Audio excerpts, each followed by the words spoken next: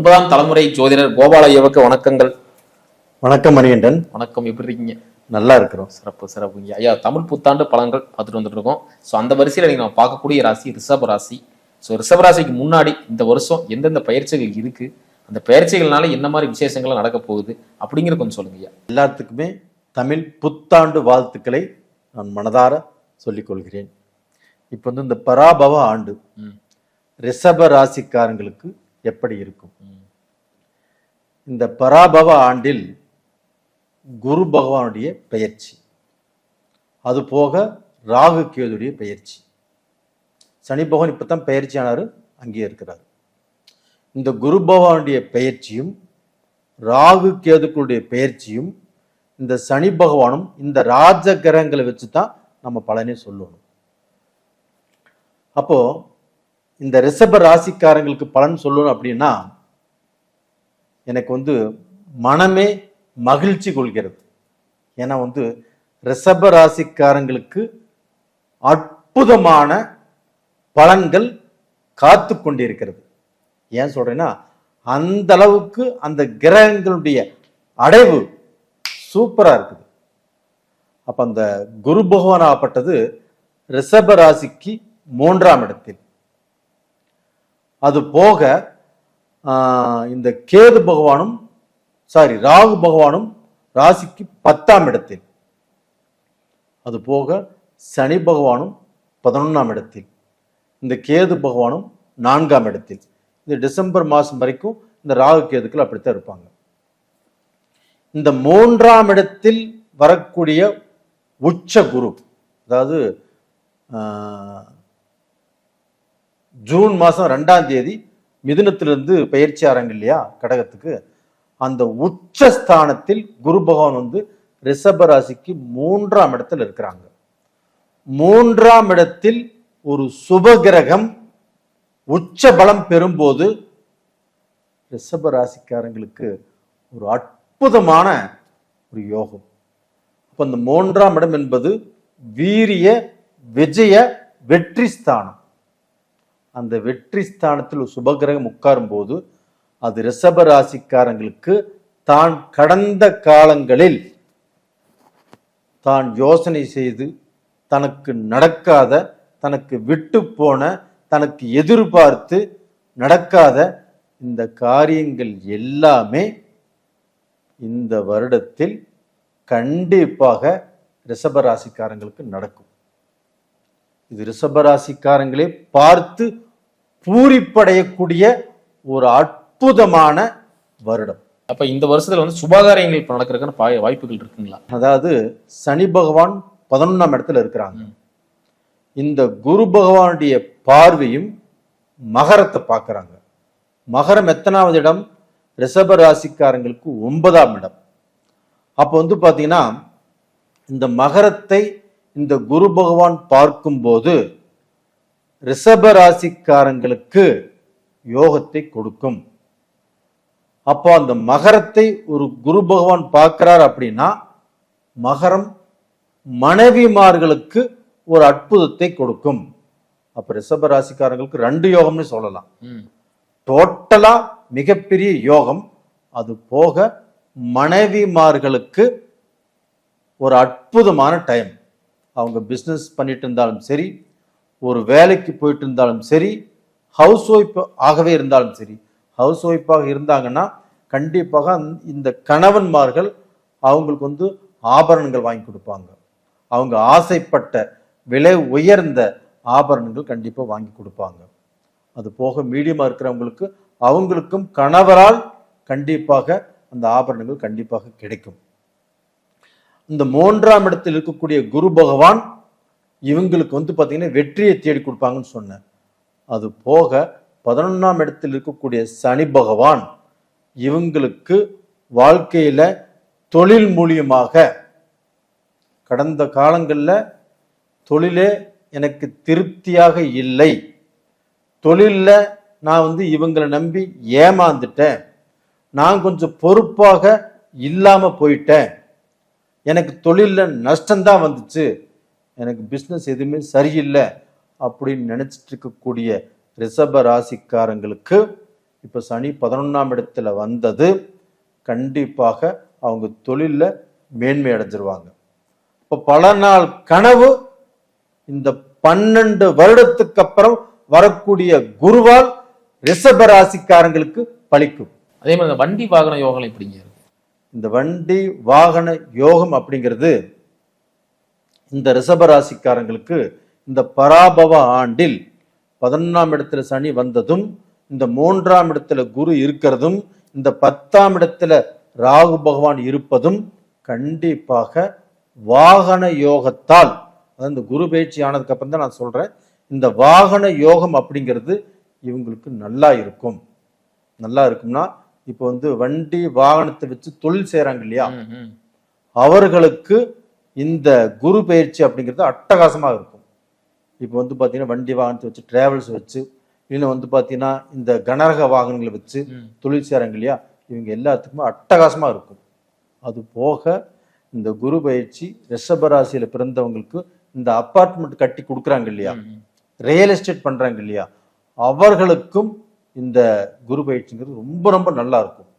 அப்போ பாத்தீங்கன்னா இந்த ரிஷப ராசிக்காரங்களாகப்பட்டது ஒரு வளர்ச்சி வளர்ந்துருவாங்க. இவங்க பட்ட கடன், அந்த கடனால் வந்த கஷ்டம் இவங்களுக்கு எல்லாமே தூள் தூளாக எல்லாமே செதறி போயிடும். ரிஷப ராசிக்காரங்கள் நான் இன்னைக்கும் நான் மனதார சொல்றேன், அவங்களுக்கு இப்பதான் ஒரு அருமையான டைம். அது 12 வருடம் கழித்து வரக்கூடிய இந்த குரு பகவானால் ரிஷபராசிக்காரங்க நல்லா இருப்பாங்க. அது போக இந்த கிருத்திகை நட்சத்திரத்துல பிறந்தாங்க இல்லையா ரிஷபராசிக்காரங்க, அவங்களுக்கு அரசு வேலை இல்ல அரசு ப்ரமோஷன் இல்ல அரசாங்க உத்தியோகத்துக்கோசரம் எக்ஸாம் எழுதுறது, இது எல்லாமே சூப்பரா இருக்குங்க. அப்ப அந்த அரசு வேலையை கண்டிப்பாக அவர்கள் கைப்பற்றியே தீர்வார்கள் இந்த பீரியட்ல. அது போக இந்த ரோகிணி நட்சத்திரத்தில் பிறந்தவங்களுக்கு கண்டிப்பாக அவங்க மேலை நாடுகளுக்கு, அதாவது பார்த்தீங்கன்னா ஃபாரினுக்கு பார்த்தீங்கன்னா அவங்க டூரும் போகலாம், இல்லை ஃபாரினுக்கு பிழைப்பை தேடியும் போகலாம், இல்லை இதற்கு முன்னாண்ட ஃபாரின்ல இருக்கிறவங்களுக்கு ஒரு மோட்சம். அப்போ அவங்க செய்யக்கூடிய தொழில்ல இருந்து, பிஸ்னஸ்ல இருந்து, அவர்கள் பட்ட கஷ்டத்துல இருந்து விடுதலையாகி அங்கே சம்பாரிச்சு அவங்க தாய் நாட்டில் சொத்து வாங்குவாங்க. இது எழுதி வச்சுக்கோங்க, கண்டிப்பா நடக்கும். ஐயா உங்களோட ஆரோக்கியம் எப்படிங்க இருக்கு? இந்த ரிஷப ராசிக்காரங்களுக்கு பாத்தீங்கன்னாவே இந்த சனி பகவான் 10ஆம் இடத்துல இருக்கும் போதும் சரி, அதே சமயத்துல இந்த குரு பகவானாகப்பட்ட 2ஆம் இடத்துல இருந்து அதனுடைய பார்வை ரிஷப ராசிக்கு 8ஆம் இடத்துல விழுந்துச்சு. அப்ப அந்த 8ஆம் இடத்துல இருக்கும்போது பாத்தீங்கன்னா இவங்களுக்கு பிணி பீடை நோய் நொடி இதுல இருந்து விலகக்கூடிய டைம் வந்தாச்சு. கிட்டத்தட்ட இந்த 1 வருஷ காலமாகவே ரிஷப ராசிக்காரங்க தனக்கு வந்த கஷ்டத்துல இருந்து கொஞ்சம் தேறி வந்துட்டு இருக்கிறாங்க. இப்ப அந்த குரு பகவான் 3ஆம் இடத்துக்கு போனதுனால முற்றிலும் அவங்க ருணம், அவங்களுடைய கஷ்டத்திலிருந்து, அவங்க மருத்துவ செலவுகள்ல இருந்து விடிவு காலம் வரப்போகிறது அவங்களுக்கு. அப்போ பாத்தீங்கன்னா இந்த பீரியட்ல அவங்க கஷ்டம் இல்லாத வாழ்க்கை, உடம்புல ரோகம் இல்லாத வாழ்க்கை, அந்த ரோகத்துக்கு ஒரு விடுதலை, கடன் இல்லாத வாழ்க்கை அவங்க வாழக்கூடிய டைம் வந்தாச்சு. எதிரிகள்னாலே கொஞ்சம் நிறைய பிரச்சனைகள் ஆயிடுச்சு அப்படின்னா இந்த காலத்துல அது கம்மியாகுமா? ரிஷப ராசிக்காரர்களுக்கு சொல்லவே வேண்டியதில்லை. அவங்க சுத்தியுமே எப்பவுமே ரிஷப ராசிக்காரர்களுக்கு கண்ணுக்கு தெரியாத எதிரிகள், துரோகிகள், அவங்கனால பாதிக்கப்படுறது, இவங்க நல்லது செஞ்சும் மாட்டிக்கிறது ரிஷப ராசிக்கு கை வந்த கலை. அப்போ இன்னியும் குரு பகவான் நல்லா இருக்குது, சனி பகவான் நல்லா இருக்குது, ராகு நல்லா இருக்கிறாங்க, கேது நல்லா இருக்காங்கன்னு சொன்னேன். இந்த பீரியட்லயுமே இவங்களுக்கு இந்த மாதிரியான எதிரிகள் தொந்தரவு இருக்குமான்னு கேட்குறீங்க. எதிரிகள் தொந்தரவு இருந்தாலும் அந்த எதிரிகள் யார் அப்படிங்கிறத இந்த ரிஷபராசிக்காரங்கள் உணரக்கூடிய டைம் வந்தாச்சு. அப்போ கெட்டவங்க முதுகுக்கு பின்னாடி இருந்திருந்தாலும் அவங்கள முன்னாடி கொண்டு நிறுத்தும்.